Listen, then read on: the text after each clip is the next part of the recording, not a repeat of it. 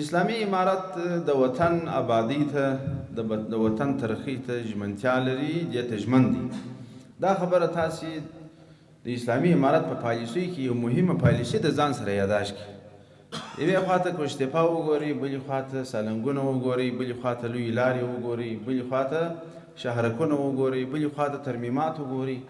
دا ټولې چارې چې روانې دي د دې چارو مطلب دا دی چې موږ دې ته ژمنتیا لرو چې دا ملک آباد کړو. د خلکو چې داسې فکر نه وي چې یوازې د اسلامي امارت دې ته فکر دی چې تطبیق د شریعت وسي، بس خلک په لمانځه او په زکات او په روژه او په دې باندې مامور سي. کامیابه نظام په دنیا کې هغه نظام دی چې د خلکو دین او دنیا دواړو ته توجه کړي.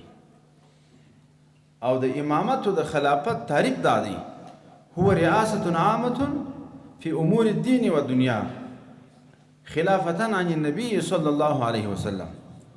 خلافت او امامت څه ته وایي؟ دا عام ریاست او مشري ده د دنیا او د آخرت په امور کې، او دا مشري د محمد علیه السلام په نیابت پاتې شوې ده.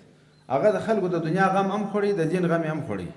نو څوک چې دغه خلیفه یې هغه سره به د دواړه غم ورسره وي، هم به د مسلمانانو د دین غم خوري، هم به د مسلمانانو د دنیا غم خوري.